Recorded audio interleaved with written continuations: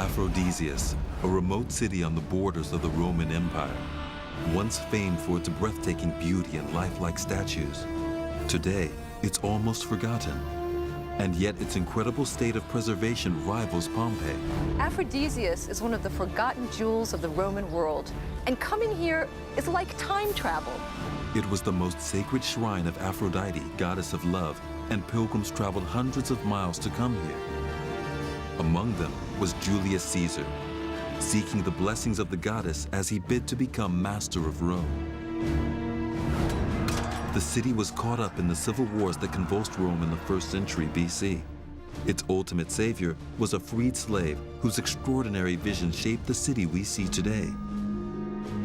You're just in awe when you walk around this site. Now, our investigators will use the latest archaeological research to recreate the city's most magnificent buildings. Its temples, its public monuments, its places of entertainment, and the lost tomb of its founding father. We will bring to life a Roman city as it was at its height, from the divine architecture of its most sacred shrines to the bloody spectacles enacted to satisfy its people. This is the lost world of Aphrodisias.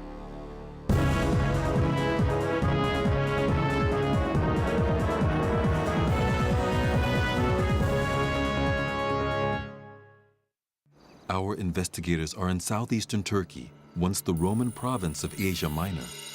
They've come to Aphrodisias, a city which takes its name from its patron deity, Aphrodite, the Greek goddess of love. A city whose origins stretch back to 5000 BC, it became first a Greek, then later a Roman city. And this fusion of two great cultures, two styles, in time made Aphrodisias the flower of the Roman Empire. Eleanor Herman is a historian. She wants to find out what Aphrodisias looked like when it was one of the most famous, stylish, and beautiful cities of the classical world. And she'll uncover just how it came to owe everything to a former slave, Gaius Julius Zoilos. The most fascinating personage of Aphrodisias was Zoilus, a freed slave of Julius Caesar. He started from nothing and rose to great power and wealth. And I want to find out, how did he do that? Jesse Karp is a structural engineer. He wants to discover how this city was built to such an incredibly high standard. He'll learn the secrets of the Roman master builders.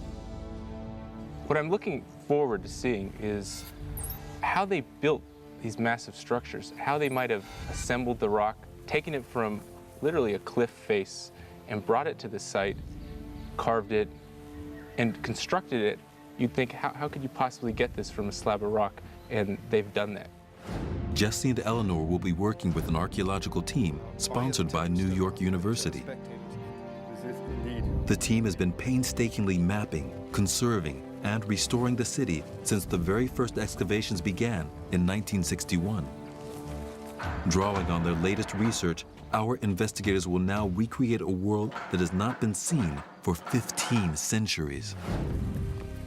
Jesse joins archaeologist Chris Rate at the highest point in the city. Though it's partially hidden by undergrowth, they can see from here how Aphrodisias was laid out. Well, it's quite a view from up here. See the entire city. We're standing in the center of town now, and the public parts of the city were surrounded on all sides by grid plan residential neighborhoods. We found out about the grid plan through geophysical survey of the unexcavated parts of the city on the edges of town in the mid-1990s. Now, you say grid system. Isn't that very much a modern concept? It's actually an ancient Greek system for ensuring that the settlers of new towns all get equal plots of land. But it also provided here the framework for the monumental development of the center of town, which followed a century and a half after the founding of the city, with the initiative of Zoilos, who paid for the construction of the first monumental public squares and the like. This modern-seeming layout is more than 2,000 years old. It suggests centralized planning and organization. But how could a freed slave like Zoilos rise to such prominence and attain such wealth that he could redesign his home city? Eleanor wants to find out. Slavery had always been an important part of the ancient Roman economy, but what many of us don't know is that there were all different kinds of slaves. If you were really unlucky, you might be a Roman galley slave rowing in a Roman ship of war, and your life expectancy might be a few months. You could volunteer to become a gladiator and fight combats in the arena. In that case, if you survived, you might get your freedom. Freed gladiators were celebrities, some of the most famous men in the Roman world. But for educated slaves, there was another route to freedom, and it was this path that Zoilos took. By hard work and loyal service, a slave could achieve a position of authority and influence in his master's household, and eventually earn his freedom. It was very common for masters to liberate their slaves after decades of loyal service. And I think that Zoilos must have been a really intelligent, cunning, hardworking guy, and he ended up being freed with a lot of power and wealth and came back to his hometown and built it up to what we see today. The biggest factor in Zoilos's rise was his master, Rome's most powerful man, Julius Caesar. It seems that Zoilos became part of the great general's entourage sometime before 60 BC. 2 years later, he accompanied Caesar as he marched his legions westward, intent on conquest. And it was probably during Caesar's bloody 8-year campaign to subdue Gaul and invade Britannia that Zoilos came to his master's attention. It was a critical moment for both Zoilos and Aphrodisias. Like all Roman aristocrats, Caesar believed himself to be descended from the gods. By lucky coincidence, Caesar's patron goddess was Aphrodite, called by the Romans Venus. And it was surely this link that persuaded Caesar to give Zoilos's home city a gift, images of which are still found on many of the city's statues and friezes. It was a beautiful golden statue of the winged god Eros, the youthful son of Aphrodite and the war god Ares. Caesar's gift was a turning point. It marked the beginning of Aphrodisias' transformation from a small Greek town into a gleaming Roman city of marble. And Zoilos played a central role in this change of fortune. It's taken decades of work for the New York University team based at the site to piece his life story together. Fortunately, major evidence has survived.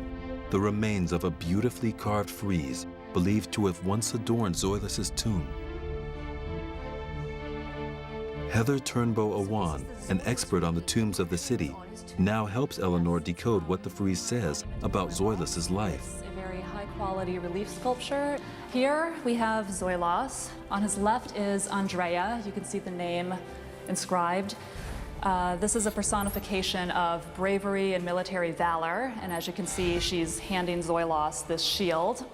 On the other side is a figure called Time, which means honor, and she represents the honors and wealth that he has attained. So what about these figures down here? This is Demos, the people, and on the other side is Polis, the city.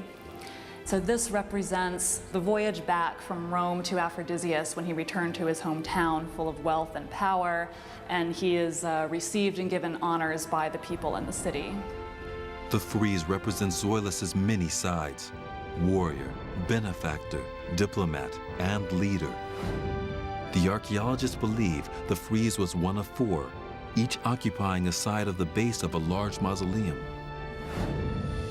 Its elegant 3-story structure would have had a 15-foot square chamber at its base and been topped by columns supporting a pyramidal roof.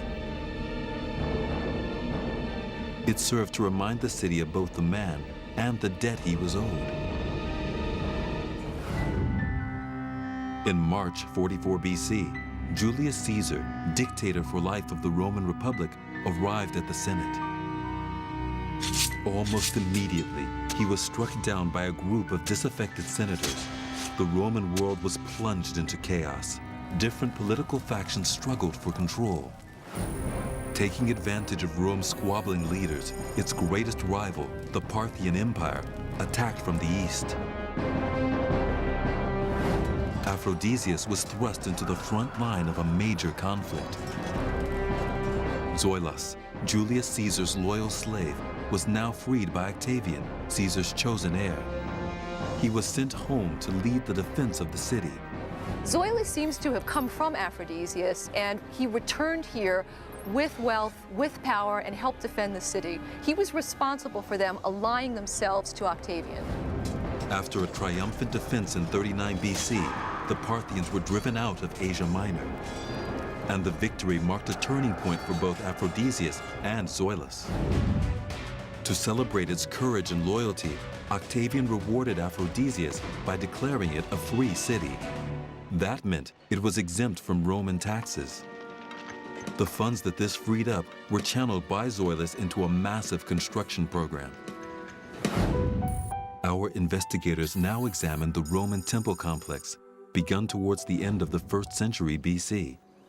It came to symbolize Aphrodisias' newfound wealth and pride. So this is just the entranceway.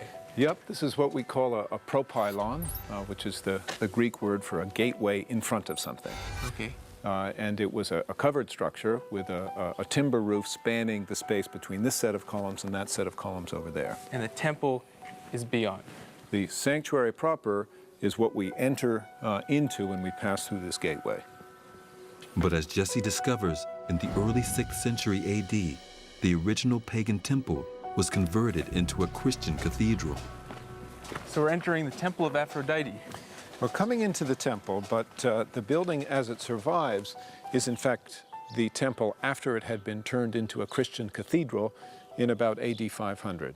And they did that by basically turning the temple structure inside out. The temple was a box containing the statue surrounded by columns.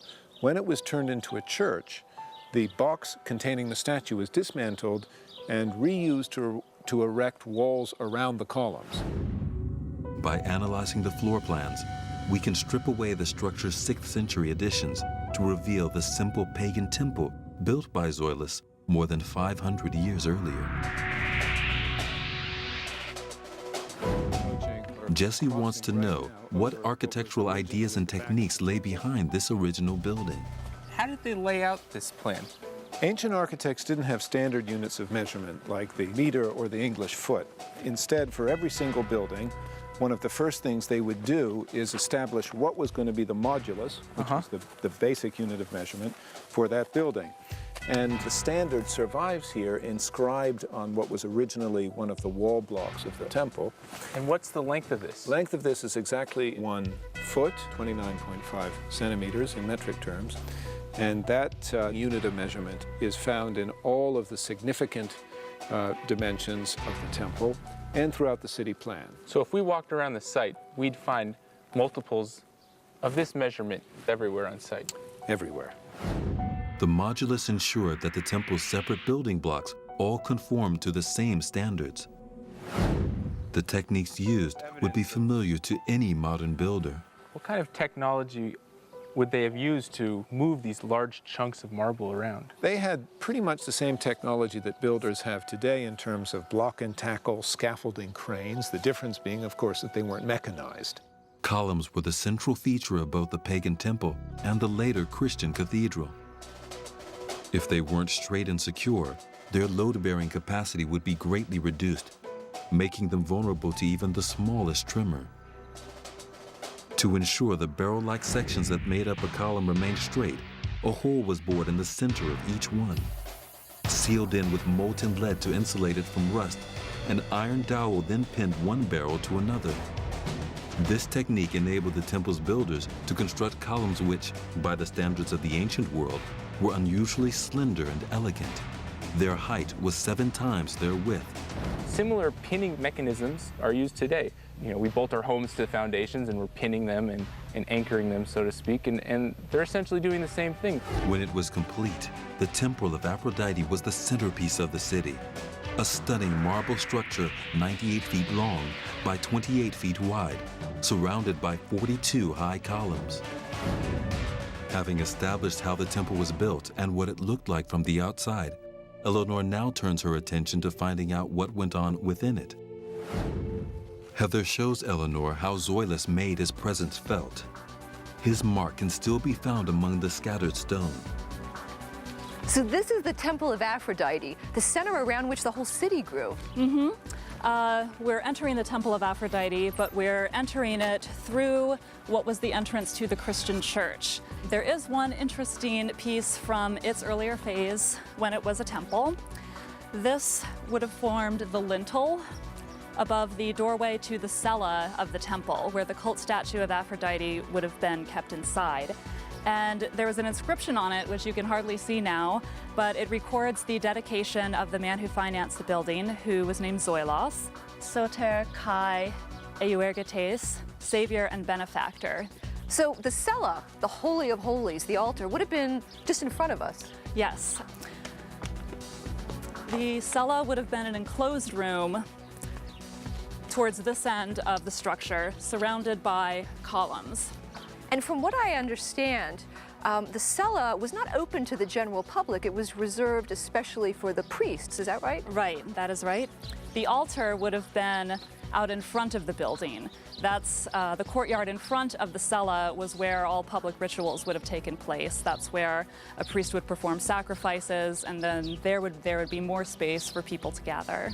And when I think about Aphrodite, this voluptuous goddess of love and sex, I'm picturing, a very busty, beautiful, naked woman. Is that what the statue looked like here?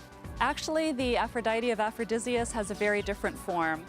In the nearby museum stands a locally made statue of the goddess. So this is the cult statue of the goddess Aphrodite that would have stood in the temple. It's not at all like I would have imagined. She hardly has an hourglass figure, does she? That's true. She has this form because she's a blend of a more ancient local Anatolian goddess and the Greek Aphrodite. This figure of Aphrodite stood within the closed section of the temple. It was called the cella, and it was kept in semi-darkness. Only the priests of the goddess would enter here. But the statue may not have been the temple's only attraction.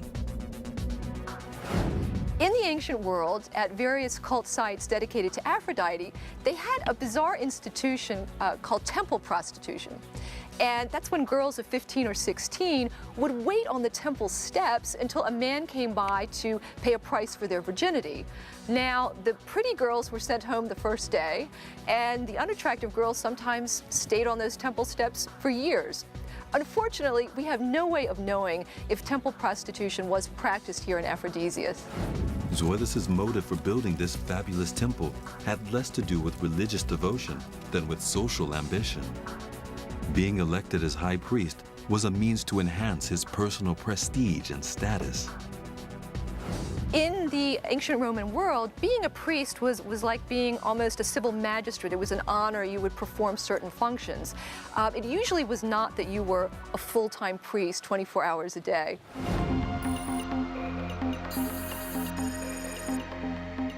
Historian Eleanor Herman now joins Chief Archaeologist Chris Rate of the New York University team to find out more. We're now coming into the parados, which was the main entranceway into the theater. And inscribed on one side of the parados is a series of documents which are copies of official correspondence, beginning with a letter from Octavian that begins by saying, "You know how I love my Zoilos." And toward the end of the letter goes on to say, "I have chosen this one city out of all Asia for myself." So this one city being Aphrodisias.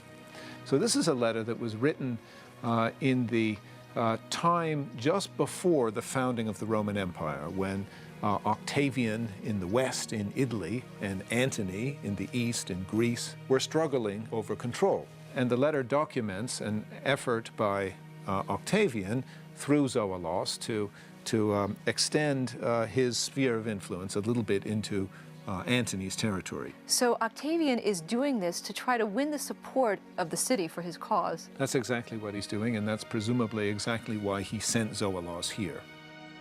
According to Greek tradition, important political decisions, like whether to support Antony or Octavian, had to be debated publicly by all free men of the city. Eleanor wants to know where these debates took place. So this is the theater. They would have held plays here, public performances, but was this structure used for perhaps other purposes? It was an all-purpose general assembly space. So when the Roman governor would come here to address the city, this is where he would make his speeches, this is where he would be applauded by the assembled populace. It was also used for gladiatorial displays, and that's why the orchestra is sunk below the level of the stage.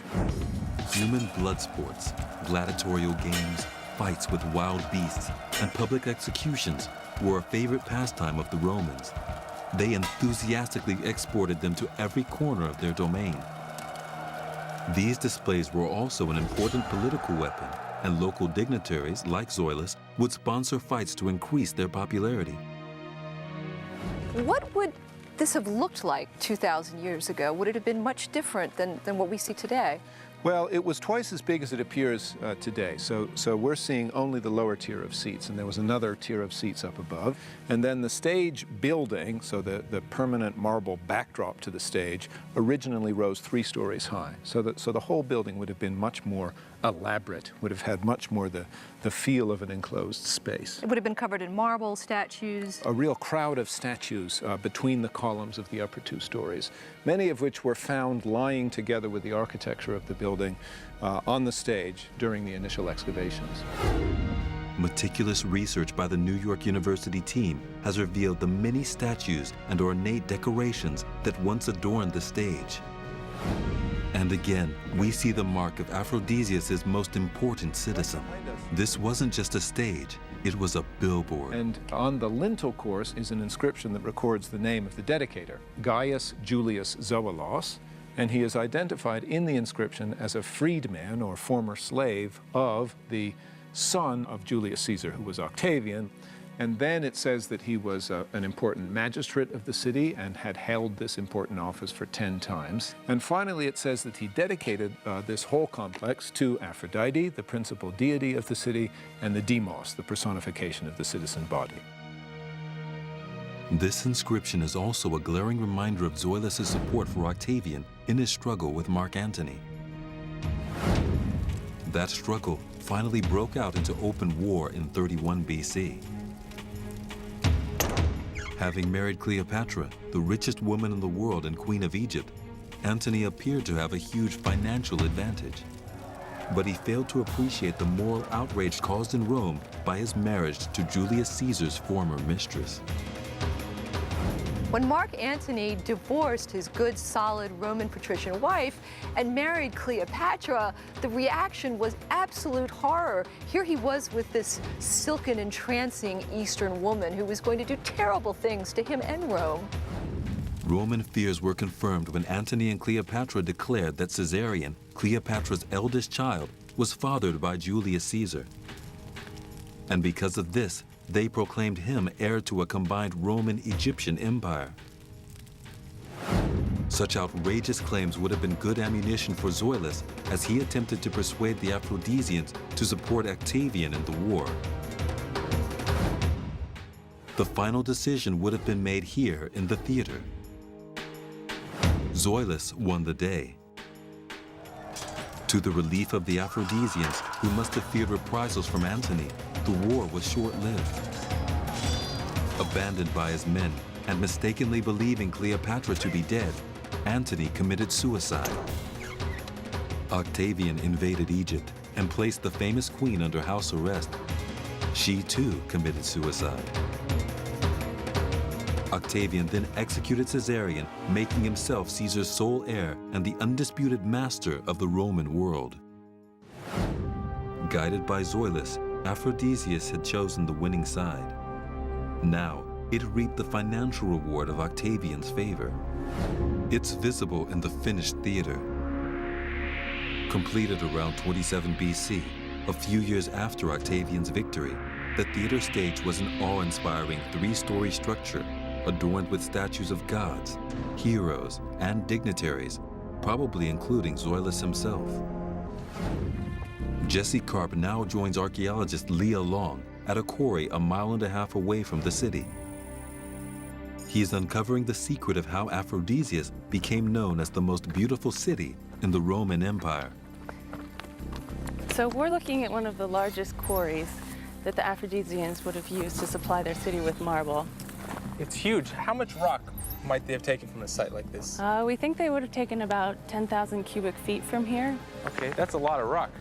It is a lot of rock, and it probably would have supplied several of the monumental buildings in the city center. Still visible is ancient evidence of the techniques used to quarry the marble nearly 2,000 years ago. If you take a look here, this is one of the blocks that fell off from the quarry face. Okay, I can see some marks there and a hole. What's the middle hole there for? The hole was used for shoring off the block. They used dry wooden wedges wrapped in cloth, and they would have driven the wedges into the holes, wet them, and as the wedge dried, Expand. Exactly, I see. and the rock would have cracked off. The faint outline of a road used to move the marble is still etched into the landscape. So we're walking along the ancient slipway that was used to transport the marble to the city center.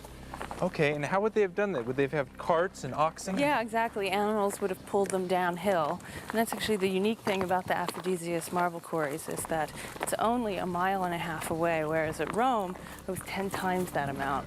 This was the secret of Aphrodisias' beauty. It was surrounded by half a dozen of these marble quarries, each within easy reach. No other city in the empire had such a natural abundance of Rome's favorite stone. Not even the city of Rome itself, where fabulous buildings like the Pantheon had to be part built with concrete. Jesse now joins archaeologist Peter D. Stabler at the single largest marble structure in the city. So when was the stadium built? They're at a venue that would have easily exhausted the entire supply of at least one of the local quarries, the enormous marble stadium.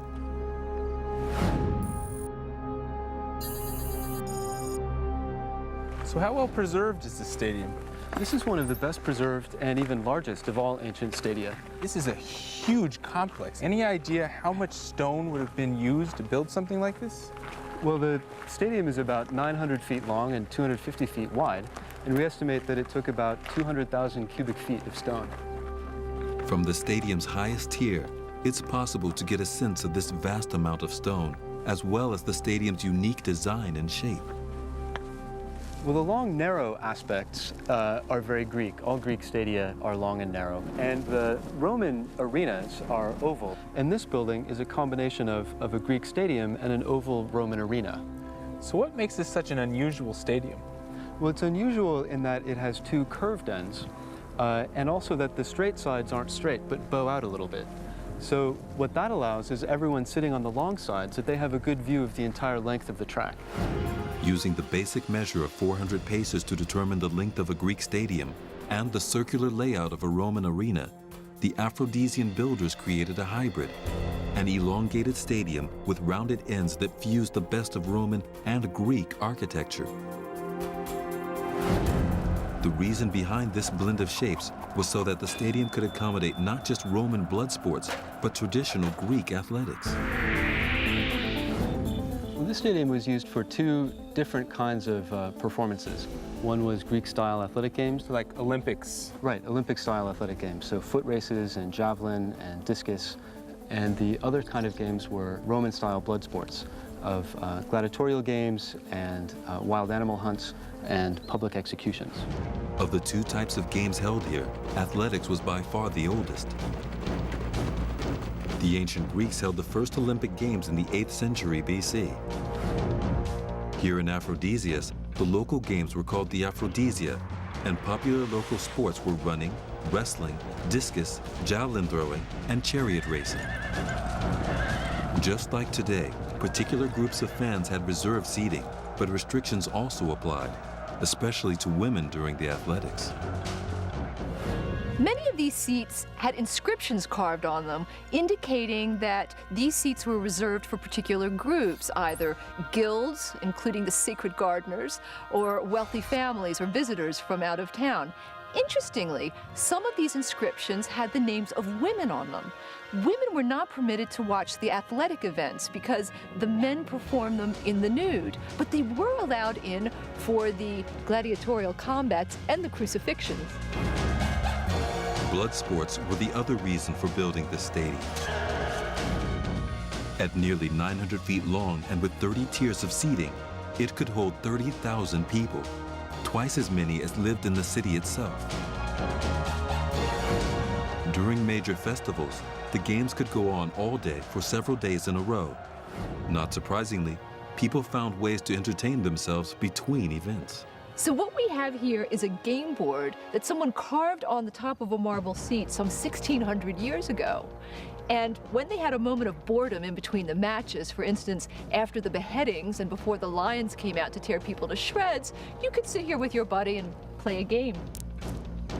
The stadium was a spectacular achievement, but its size and scale was rivaled by Zoilus' final construction project in the city.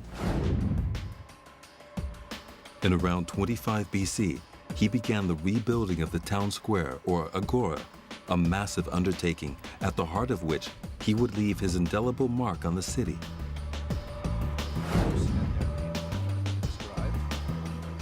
Eleanor Herman and chief archaeologist Chris Rate now investigate the agora.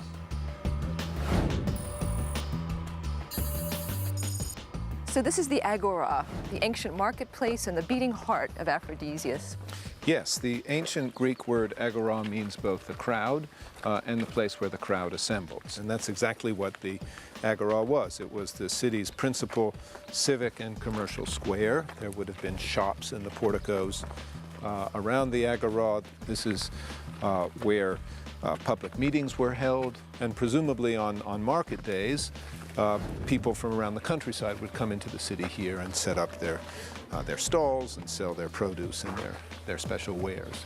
So this was almost like a shopping mall where people could come here and pretty much buy whatever they wanted. That's right.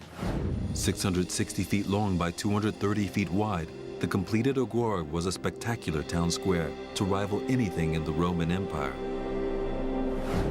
It was surrounded by a beautiful covered colonnade called a stoa. Covered walkways like this extended out from the agora, linking it with the temple of Aphrodite, so that a citizen could walk from virtually one side of the city center to the other without stepping into the hot sun or pouring rain. Archaeological clues suggest it was here that Zoilus had his tomb. The sanctuary of Aphrodite was the religious heart of the city. This is its civic center. The agora was mainly an open space, but there were some public monuments scattered around the center of the agora, and in the very center is a square masonry platform, which is just the right size, more or less, for the tomb of Zoilos. The agora is a traditional place for the tombs of city founders. I didn't know that. I thought that all ancient cities buried their dead outside the city. Correct. The Greeks maintained a very strict distinction between the city of the living, the polis, and the city of the dead, the necropolis outside of town. But exceptions were made for especially prominent people. They could be buried perhaps in the place of highest honor, the agora.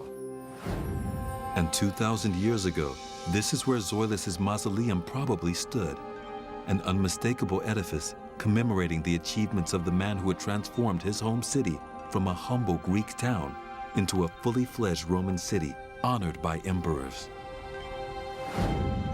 But there was one group of Aphrodisians who were eager to lessen Zoilus' legacy as soon as they could. Zoilus brought a great deal of wealth to this city, and I think there must have been a certain amount of respect and gratitude for what he did. I also think that there was probably a great deal of jealousy, because here comes this former slave, the lowest type of person you could be, into the city, plastering his name all over everything. And I imagine that the powerful aristocratic families were extremely jealous of him. Zoilus died sometime around 20 BC.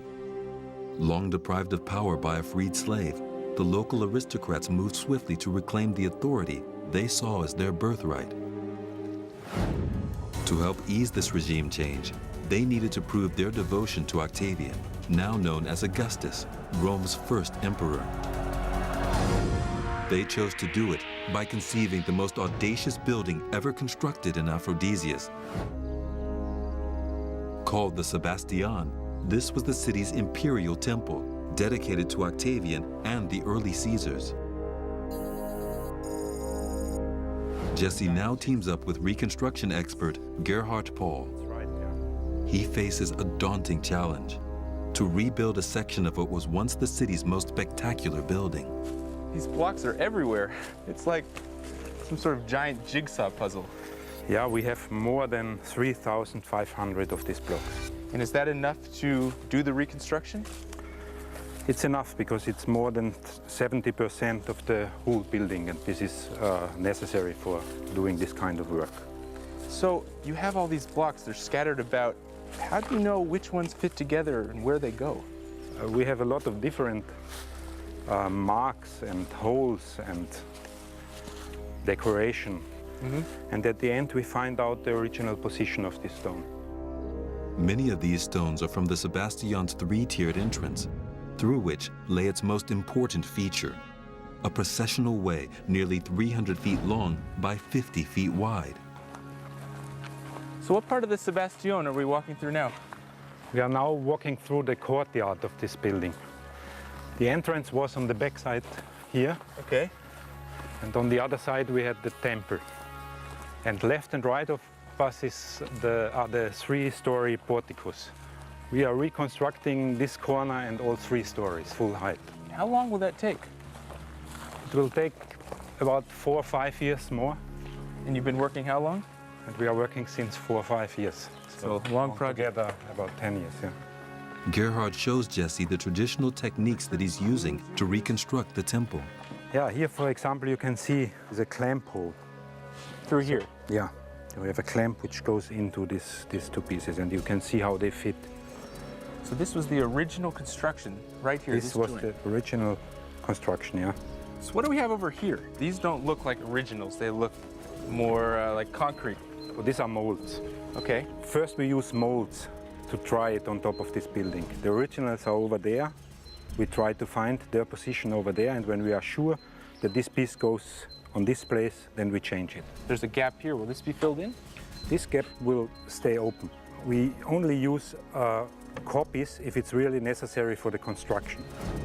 And this is what a visitor would have seen nearly 2,000 years ago when the Sebastian was complete. A spectacular processional way converging on a temple more than 300 feet away. At the far end of the processional way, where this temple once stood, Eleanor is with architect Thomas Kafer. She's trying to visualize what this lavish structure looked like from the inside. So what was the purpose of this temple? They had the major sanctuary of Aphrodite right around the corner. Why would they build another one?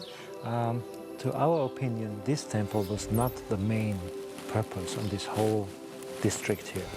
The main purpose, as you can imagine, was these 2 portico halls. When you entered this district, you must have been amazed by this 2 3-story high building beside you, with reliefs on the 2nd and 3rd story. It must have looked like in a big comic book. The archaeologists have managed to reconstruct what these 2 portico walls looked like. They know from inscriptions that each was built by a rival aristocratic family. The whole process took over a century. A unique collection of friezes once lined each side of the processional way in 40-foot-high porticos. Trying to reassemble them has been a massive undertaking. Nearly a decade of careful reconstruction and restoration work has already been done. What the archaeologists have found is one of the finest collections of Roman sculpture ever discovered, including beautiful representations of emperors, mythic heroes, and local aristocrats. The man responsible for restoring them is Trevor Proudfoot, a leading conservationist. So what takes place in this workshop? Well, there's 2 tasks really, and the most important is the restoration of all of the surviving reliefs from the Sebastian. How many are we looking at here? About 70. What kind of process is involved in restoring them? Mainly the reversing of the old repairs, the old restoration that took place in the 1970s when they were excavated. Was it done incorrectly or? Not necessarily. I think really they could have used better materials in their work. So what's he doing here? He's removing polyester, and that's a reversible resin, so we're removing that with a chemical. Trevor and his team are also busy making copies of all the friezes that have been found in Aphrodisias. So this is the second program of works here. We're actually making replicas of 15 of the reliefs from the Sebastian. So this is a mold. Yes, this is a silicone mold, one relief which will go on to the restoration of the Sebastian. Can I touch it? You certainly can, yeah. It's very malleable. It is, and it's also very strong. It enables us to be able to pull this off without ripping the mold, and then we will fill this with cement and marble dust to replicate marble itself. The Sebastian, where these stunning friezes were once displayed, was completed in 60 AD. A superbly constructed marble complex, it was the ultimate in visual propaganda, a statement of the city's devotion to Rome's emperors. By the 3rd century AD, Aphrodisias was at its height. Guarded by the golden statue of her son Eros, Aphrodite's sanctuary had become one of the wealthiest and most famous in Asia Minor. Around it, a bustling cosmopolitan city continued to flourish until the 6th century AD. It was famed for its beautiful marble buildings. But the decline of Roman civilization, invasion from the east, and a series of earthquakes reduced the gleaming city of marble to a crumbling, forgotten ruin. Only now, 15 centuries later, have we been able to glimpse the vanished glories of this lost world and uncover the remarkable story of the freed slave who rebuilt the city of Aphrodisias in his own image.